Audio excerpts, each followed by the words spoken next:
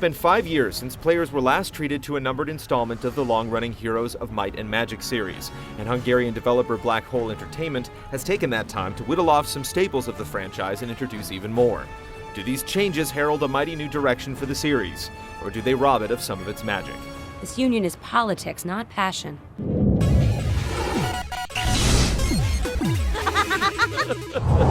My Emperor, this is Duke Slava's second daughter, Lady Anastasia.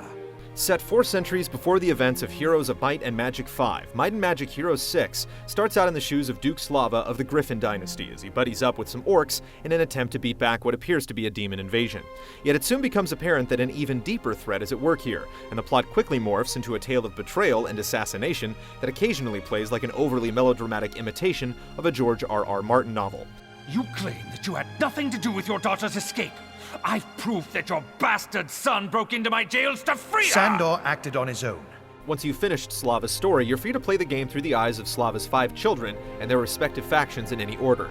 Players with an evil bent will enjoy the Inferno and Necropolis campaigns, while those with a good disposition will find adventure in the Haven and Sanctuary campaigns. There's even a neutral faction known as Stronghold, whose campaign walks the narrow gray line between each alignment. The overall narrative is a step up from Heroes of Might and Magic 5, even if it doesn't quite reach the highs of the series' famed second and third installments. It's mainly forgettable fluff sprinkled with awful voice acting, and its seemingly forced inclusion only serves to remind players that gameplay, not story, is the secret to the franchise's persistent success. Wake up, Anastasia. This must be a dream.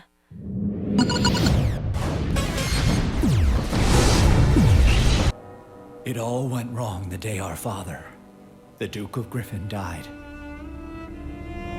Much like other games in the series, Might and Magic Heroes 6's core gameplay is split between fighting tactical battles and exploring a world map reminiscent of Sid Meier's Civilization games.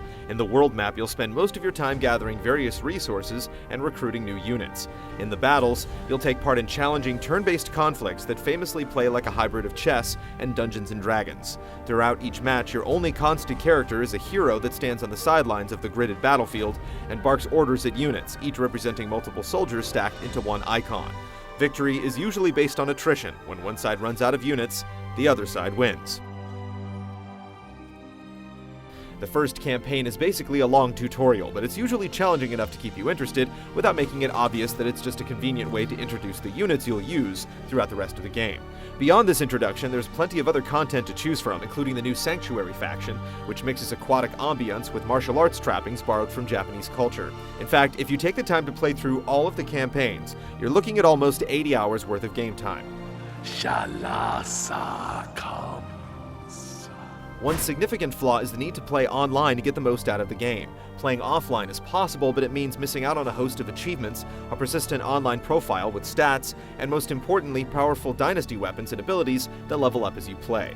These dynasty weapons and abilities are all but indispensable for handling the game's outrageously difficult campaign battles, and they can also be used in the hot seat style multiplayer mode, which allows for relatively quick duels and hours-long traditional battles.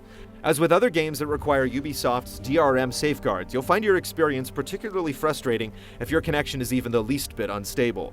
And when these features cause you to lose half a campaign's worth of progress just because your connection sputtered for a split second, you might find yourself wanting to bring a little might and magic to bear on Ubisoft yourself. Go to islands, Gunyakti. Coconuts, fish, goblin girls. Yeah!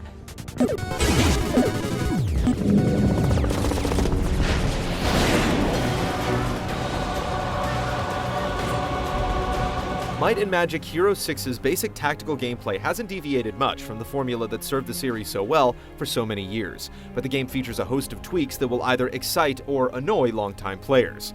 One of the most significant changes to the gameplay is the removal of gems, sulfur, and mercury from the resource options, which means that players can no longer afford to ignore certain nodes on the world map if they're not important to their faction.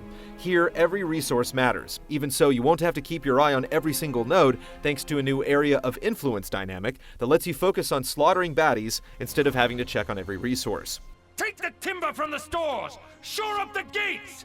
Elsewhere, the streamlined redesign of towns will also attract the ire of series diehards, since they no longer feature the level of interaction found in previous games. While the outcry over this decision was such that Black Hole Entertainment recently released a notice that they were planning on reverting back to something approaching the former interactive model, few plans were announced to change the new ways in which you use them. I like what he's doing, but he shouldn't be doing it. Troops, for instance, can now be recruited from any town in the world, provided certain conditions are met, and you can even convert any town or fortress to your faction for a price later in the game. Changes abound on the battlefield as well. Units can now be protected from incoming projectiles, and you can customize your hero with skill trees and ability points as you see fit, rather than merely unlocking certain ones as you level. Might and Magic Hero 6 also features the surprising inclusion of 8 bosses, which are at once a welcome challenge and a frustrating departure from the standard gameplay. At their best, they push your strategic wits to their limits. At their worst, they encourage slapdash zerging of the simplest variety. But none of these changes are quite as significant as Might and Magic Hero 6's Mass Effect-style morality system, which identifies players as either blood or tears based on their actions, and unlocks different abilities as they head down either path. You two have a lot in common. Blood-based players focus on aggressive, offensive combat, while players aligned with tiers focus on healing and letting retreating enemies escape. Best of all, the decisions involved never feel forced, and the mechanic allows for a greater range of personalized gameplay than was ever available before. By Elra's blazing heart, girl, you have a hell of a sense of timing.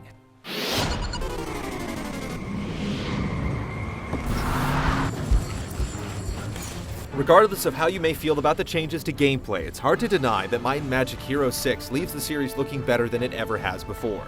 I set eyes upon you for the first time, stranger.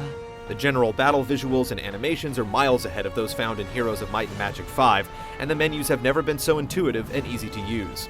Even more impressive are the sweeping cinematics, the epic use of music, and the many cutscenes, although the latter stumbles a bit thanks to a poor script and laughable voice acting that seems at odds with the polish of the visuals. Good! We will fall on our enemies like a raging storm. In some cases, it's so bad that you might be forgiven for thinking that Might and Magic Hero 6 is actually a parody of the entire fantasy genre. She's here. Somewhere here. Scour the temple, burn it if you must. An ancient storm is rising. Fiddling with a well-loved formula is frequently a recipe for disaster, but Might and Magic Hero 6 manages to maintain the feel of the series while making the franchise relevant for a new generation. Even if you bristle at some of the changes, this is still hardcore, niche-based PC gaming in one of its finest forms, and its punishing challenges make it clear that Black Hole didn't confuse easiness for accessibility. I have a weapon and a purpose, and that's enough.